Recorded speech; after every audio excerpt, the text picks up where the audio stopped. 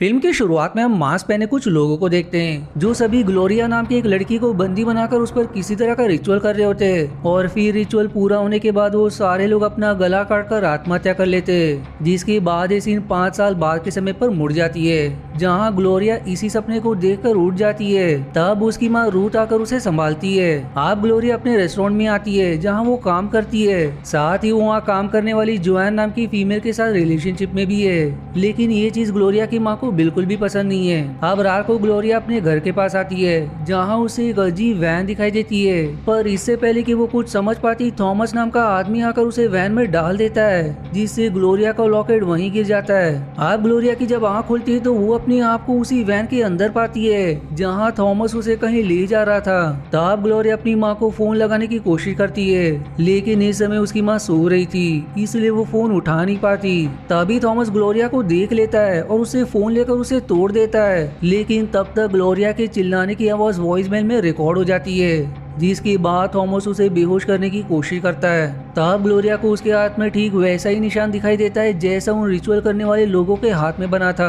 अब Thomas Gloria को बेहोश करके जंगल में बने कैबिन के अंदर लाता है और जंजीरों से बांधकर वहां से चला जाता है। तब ग्लोरिया को एक विजन आता है जिसमें अपने आप को उसी जगह पाती है जहाँ रिचुअल हो रहा था, और वहाँ वो पूरी तरह से खून में सनी हुई थी। वहीं उसके पास उन्हीं मास्क पहने हुए आदमियों का शव पड़ा होता है, जो देख कर वो एकदम घबरा जाती है, जिसके बाद उसे होश आ जाता है। जहाँ थॉमस उसे पीने के लिए पानी देता है, लेकिन वो पानी ना पीकर उसे सवाल करती है कि आखिर तुम मुझे यहाँ पकड़कर क्यों लाए हो, जिस पर वो जवाब देता है कि कल तुम्हें सब कुछ पता चल जाएगा। वो लोग उस चीज को पूरा करने की कोशिश करेंगे जो 5 साल पहले नहीं हुई थी, इसलिए मैं तुम्हें उनसे बचाने की कोशिश कर रहा हूँ। साथ ही उसका चेहरा भी किसी कारण से जला हुआ था, लेकिन ग्लोरिया को समझ नहीं आता कि आखिर थॉमस की बातों का क्या मतलब है। दूसरी तरफ जोएन रूथ को फोन करके ग्लोरिया के बारे में पूछती है, क्योंकि आज वो रेस्टोरेंट में नहीं आई थी, जिस पर रूथ कहती कि मुझे तो लगा था कि वो तुम्हारे साथ होगी, इसलिए वो तुरंत फोन चेक करती है जहां उसे ग्लोरिया का वॉइसमेल मिलता है, जिसमें सिर्फ उसकी चीखें थी, जो सुनकर वो परेशान हो जाती है और जॉन को भी इसके बारे में बताती है। इसलिए अब जॉन तुरंत पुलिस को बुलाकर उसे सारी बात बताती है, जिस पर अब पुलिस वाले उसे आश्वासन देते हैं कि हम कोशिश करेंगे, लेकिन जॉन को उसकी बात पर इतना भरोसा नहीं होता, इसलिए वो खुद ही चर्च जाकर सारे लोगों को ग्लोरिया के मिसिंग वाले पोस्टर देकर कहती है कि इसे ढूंढने में मेरी मदद करो। इसीलिए वो सभी पोस्टर लेकर वहाँ से चले जाते हैं। दूसरी तरफ थॉमस ग्लोरिया को अपने बारे में बताता है कि पहले मैं भी उन लोगों में शामिल था जिन्होंने तुम्हारे ऊपर रिचुअल किया था, लेकिन फिर सभी ने आत्महत्या करके खुद की जान ले ली, पर मैंने सिर्फ मरने का नाटक किया था क्योंकि मुझे कभी भी इस चीज पर विश्वास नहीं था। उन लोगों ने तुम्हारे ऊपर रिचुअल करके तुम्हारे अंदर एक शैतान को डाल दिया है ताकि वो तुम्हारे जरिए उसी इस दुनिया में ला सके, लेकिन मेरे ना मरने के कारण वो रिचुअल पूरा नहीं हुआ। साथ ही इस रिचुअल में मेरी बहन भी शामिल थी, जिसे पता चल चुका था कि मैं बस मरने का नाटक कर रहा हूँ, इसलिए उसने भी आत्महत्या नहीं की ताकि वो फिर से तुम्हारे जरिए रिचुअल पूरा कर सके।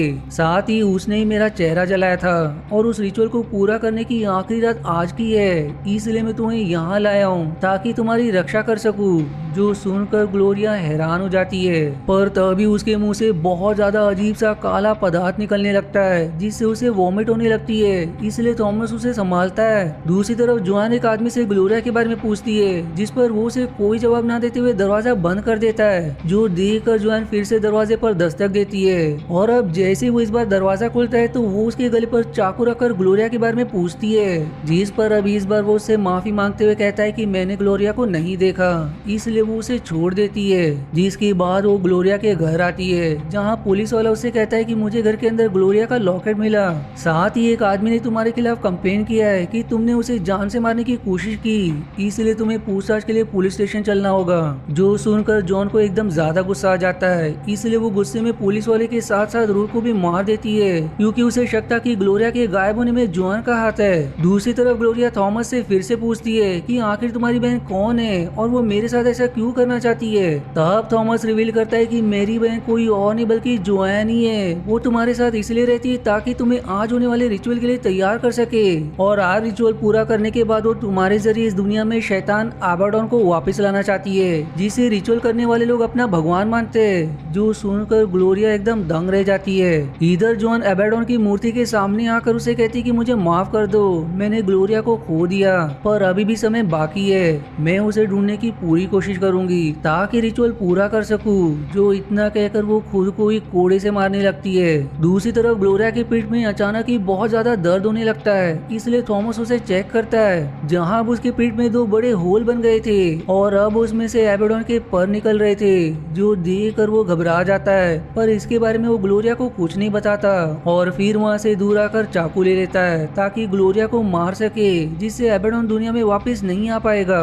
तभी फिर वहाँ ग्लोरिया आकर उसे सीड्यूस करने लगती है, इसलिए वो चाकू छोड़ देता है। लेकिन अगली पल ग्लोरिया एबेडोन में बदल जाती है। जो देख कर थॉमस एकदम घबरा जाता है। तब उसे समझ आता है कि एबेडोन उसे हेलुसिनेशन दिखा रहा है ताकि वो ग्लोरिया को ना मारे। अब अगले सीन में जॉन चर्च आती है, जहाँ एक आदमी उसे कहता है कि मैंने ग्लोरिया का अपहरण होते हुए देखा था, उस समय मैं वहीं से गुजर रहा था। तब एक आदमी ने ग्लोरिया का अपहरण करके उसे वैन में डाल दिया, जिसका आधा चेहरा जला हुआ था। जो सुनकर वो समझ जाती कि ग्लोरिया का अपहरण थॉमस ने किया है, इसलिए वो अपने दोस्त कैंट के साथ थॉमस के पास जाने के लिए निकल जाती है। दूसरी तरफ कैबिन में लगी घंटी अचानक बजने लगती है, जिससे थॉमस को लगता है कि कैबिन के आसपास जरूर कोई है, इसलिए वो चेक करने बाहर चला जाता है। पर उसके जाते ही ग्लोरिया जिस चेन से बंधी थी वो अपनी आप ही खुल जाती है, इसलिए वो तुरंत वहाँ से भागने की कोशिश करती है, क्योंकि अभी तक उसे थॉमस की बात पर पूरा विश्वास नहीं हुआ था। पर जैसे ही वो घर के बाहर जाने वाली होती है, उसे घर के अंदर एबेडोन दिखाई देता है, जिसे देखकर वो एकदम घबरा जाती है और तब उसे थॉमस की बात पर विश्वास होने लगता है, जिससे घबरा कर वो तुरंत खिड़की के जरिए बाहर भाग जाती है। अब भागते हुए ग्लोरिया थॉमस से टकरा जाती है। तब वो उसे कहती है कि मैंने कैबिन में उस शैतान को देखा, जिस पर वो जवाब देता है कि ये बस तुम्हारा हेलुसिनेशन होगा, क्योंकि वो मुझे भी ऐसी ही चीजें दिखा रहा है। इसलिए वो उसे फिर से कैबिन के अंदर ले आता है। लेकिन अब ग्लोरिया अजीब चीज की वॉमिट कर देती है। वहीं उसके सर के पूरे बाल भी निकल जाते और अब उसके पर भी बड़े होने लगते, क्योंकि अब तक रात हो चुकी थी और रिचुअल का समय भी शुरू होने वाला था। जो देखकर थॉमस घबरा जाता है। दूसरी तरफ जॉन कैंट के साथ जंगल की तरफ जा रही होती है। तब कैंट उसे कहता है कि हमें पहले पुलिस को इसके बारे में बताना चाहिए, लेकिन जॉन साफ मना कर देता है, जिसके बाद दोनों जंगल में आ जाते, जहाँ उन्हें थॉमस की वैन दिखाई देती है। इसलिए जॉन उसके अंदर झांक कर देखती है, जिसके अंदर ग्लोरिया का फोन होता है। जो देखकर उसे विश्वास हो जाता है कि थॉमस ग्लोरिया के साथ आसपास ही कहीं होगा, इसलिए वो कैंट को भी मार देती है, जिसके बाद वो ग्लोरिया को ढूंढने वहाँ से चली जाती है। इधर ग्लोरिया को अजीब अजीब विजन्स आ रहे थे, जिसमें उसे वही रिचुअल वाले लोग दिखाई देते, जो देखकर वो घबरा जाती है। तब सामने उसे थॉमस दिखाई देता है, जो उस पर ही गन ताने हुए था, ताकि जैसे वो शैतान बने वो उसे मार दे।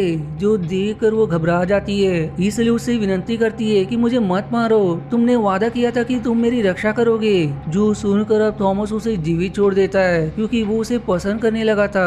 तभी उसे वो विजन्स आने लगते जब जोआन ने अग्नि से उसका चेहरा जलाया था। जो देखकर वो घबरा जाता है और अब घबराहट में कैबिन के बाहर आता है, जहाँ उसे जोआन दिखाई देती है, जो तुरंत उस पर हमला करके उसे बेहोश कर देती है। अब जोआन ग्लोरिया के पास आती है, जहाँ ग्लोरिया उसे सवाल करती है कि आखिर तुमने मेरे साथ ऐसा क्यों किया, तुम तो मुझे पसंद करती थी।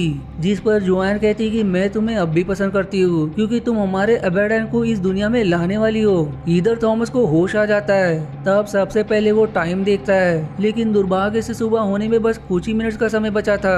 अगर उसने सुबह होने से पहले तक ग्लोरिया को जोआन के चंगुल से नहीं बचाया तो वो अबेडन में बदल जाएगी, इसलिए वो तुरंत उसे बचाने बढ़ता है। इधर जोआन रिचुअल शुरू कर देती है, जहाँ वो उन सारे लोगों की आत्मा को बुला लेती है जिन्होंने पिछली बार रिचुअल करते हुए अपना गला काट लिया था। तब वहाँ थॉमस आता है, जो कुल्हाड़ी से दरवाजा तोड़ने की कोशिश करता है और अब जैसे ही वो दरवाजा टूटता है, थॉमस अपने आप को किसी अलग ही जगह पर पाता है, जहाँ उसके सामने ग्लोरिया खड़ी होती है। वो उसे कहती है कि तुम्हारा धन्यवाद जो तुमने मेरी जान बचाई। लेकिन थॉमस समझ जाता है कि ये एबेडन द्वारा दिखाया गया विजन है, इसलिए वो कुल्हाड़ी से ग्लोरिया पर ही हमला कर देता है, जो सीधे जोआन को जा लगती है, जिससे वो बुरी तरह से घायल हो जाती है। जो देखकर ग्लोरिया, जो अब एबेडन के नियंत्रण में थी, वो थॉमस पर हमला करके उसे ही चेन से बांध देती है। वहीं जोएन घायल होने पर भी मंत्र पढ़ रही होती है। तब ग्लोरिया को वहाँ एबेडन दिखाई देने लगता है, जिसे देख कर वो घबरा जाती है। इधर थॉमस खुद को शॉवल के जरिए चेन से छुड़ाने की कोशिश कर रहा होता है, जिसमें वो सफल भी हो जाता है। और अब जैसे वो चेन से आजाद होता है, वो जोएन पर शॉवल से हमला करके उसे मार देता है, जिससे चारों तरफ जोरदार रोशनी फैल जाती है। अब कुछ समय बाद सुबह हो जाती है, जहाँ थॉमस ग्लोरिया को कैबिन के बाहर लाता है, क्योंकि उसने वादा किया था कि वो ग्लोरिया की रक्षा करेगा। लेकिन दुर्भाग्य से वो रिचुअल पूरा हो चुका था, जिससे अब ग्लोरिया एबेडन में बदलकर थॉमस पर ही हमला कर देती है, जिससे अंत में वो भी मारा जाता है। और फिर देखते ही देखते ग्लोरिया के शरीर से एबेडन के पर निकल आते हैं, जिसके बाद वो पूरी तरह से एबेडन में बदल जाती है। जिस हॉरर एंडिंग के साथ ये मूवी यहीं समाप्त हो जाती है। आशा है आपको मेरी एक्सप्लेनेशन पसंद आई। यदि हाँ तो प्लीज वीडियो को लाइक करना और चैनल को सब्सक्राइब करके सपोर्ट करना ना भूलें। मिलते हैं अगले एक्सप्लेनेशन वीडियो में, तब तक के लिए धन्यवाद दोस्तों।